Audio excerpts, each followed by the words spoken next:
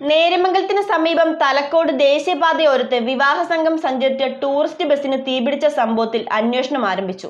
Motor വാഹന വകുപ്പും ആലുവയിൽ നിന്നുള്ള പോലീസ് സയന്റിഫിക് വിദഗ്ധ സംഘവും സ്ഥലത്തെത്തി കത്തിയ ബസ് പരിശോധിച്ചു.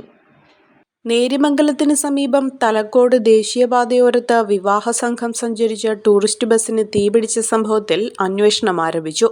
മോട്ടോർ വെഹിക്കിൾ വകുപ്പും ആലുവയിൽ നിന്നെത്തിയ പോലീസ് സയന്റിഫിക് വിദഗ്ധ സംഘവും സ്ഥലത്തെത്തി കത്തിയമർന്ന ബസ് പരിശോധിച്ചു. പ്രത്യക്ഷത്തിൽ അസ്വാഭാവികമായി യാതൊന്നും കണ്ടെത്താനായില്ലെന്ന് അധികൃതർ പറഞ്ഞു.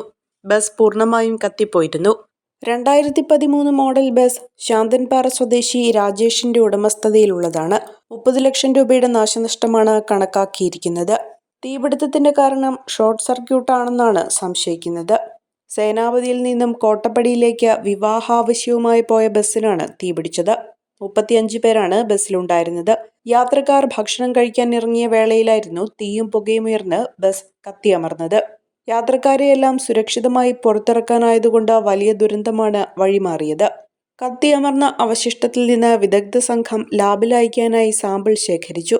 ലാബ് പരിശോധനാ ഫലത്തിലൂടെ തീപിടുത്തത്തിന്റെ യഥാർത്ഥ കാരണം കണ്ടെത്താനാവുമെന്നാണ് കണക്കുകൂട്ടൽ.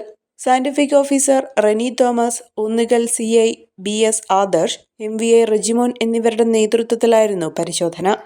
Omania mobiles, AM road Perumbavoor, PO junction Muvattupuzha, near and theatre Kothamangalam, near saint Peter's Kolenchery, Kizhakkambalam road Pattimattam, പനശ്ശിയം റോഡ് ഓടക്കാലി.